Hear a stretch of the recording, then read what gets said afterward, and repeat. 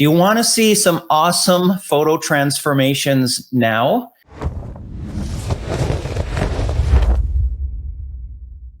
We've got some really great before and afters coming up. I will edit as many photos as I can within a short time.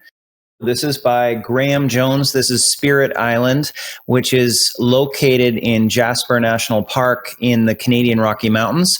It's a place that I love very much. And so the first thing I'm going to do here is to globally make those 4 typical adjustments of the highlights, the shadows, the whites, and the blacks. Already a major difference. Now I want to start thinking about the crop. What's the main subject? Clearly it's the island, but be really careful here. It's also the reflection. This is our foreground right here, so I want to make sure I don't cut the reflection off.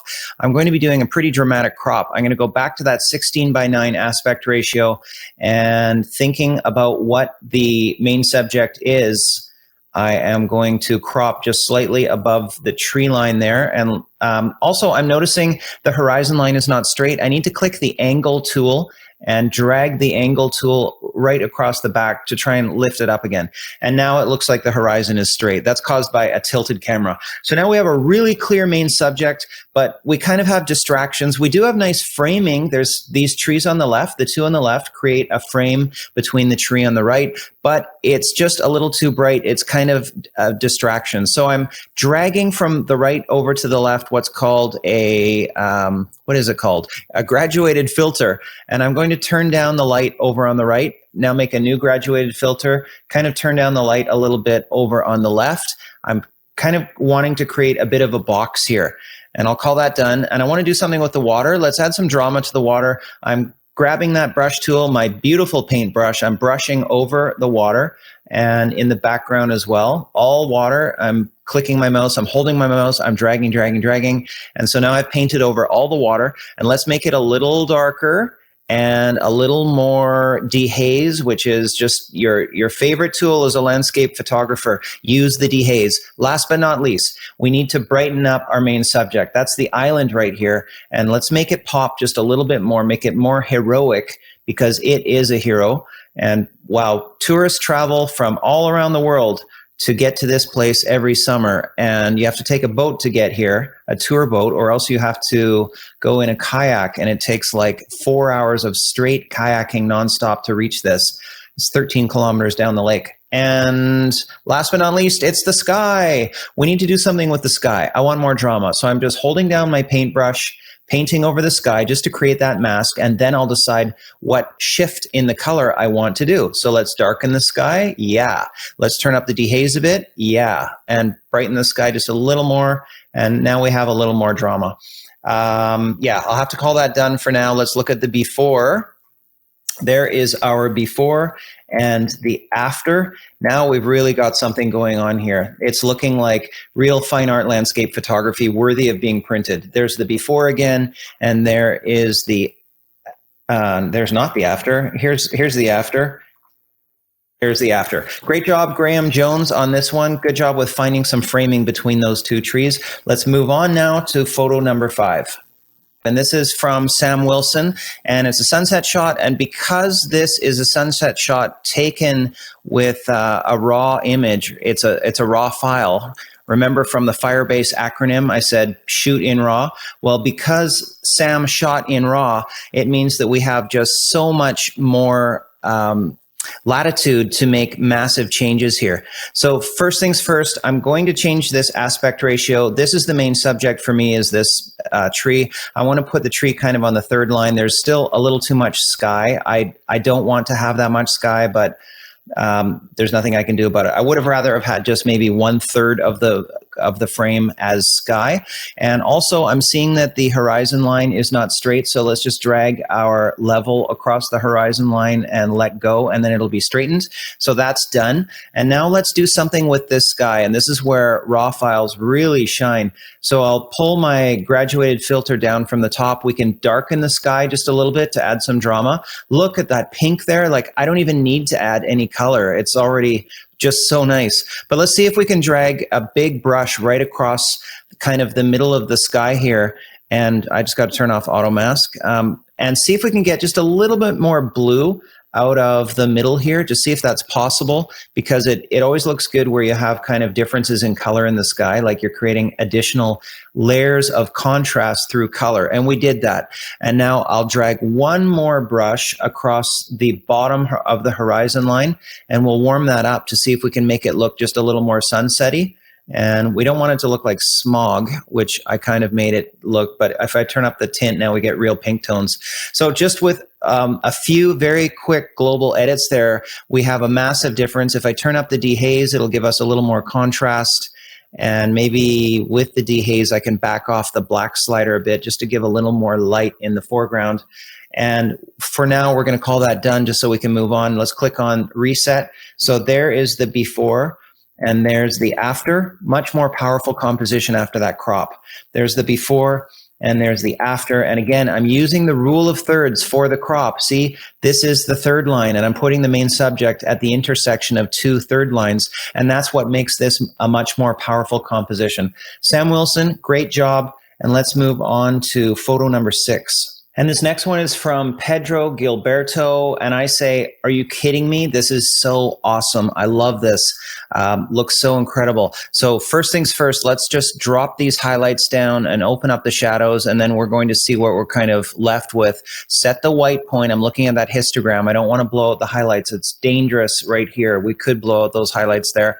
And let's get a little bit of the black point going so that we're creating enough contrast. This gives us our starting point. I want to paint with light like right off the beginning, but I want to put a radial filter right in the middle, kind of right over this center part, and turn a spotlight on just in this part of the image, just a touch, so that we're going to look at that just a little bit more. And obviously we know what the main subject is. It's so clear in this case, and it's this beautiful rock, and I'm going to paint over the whole rock so that only the rock I will brighten. I want your eye to go to this rock because it is such a hero. And so we'll turn up the brightness on it here.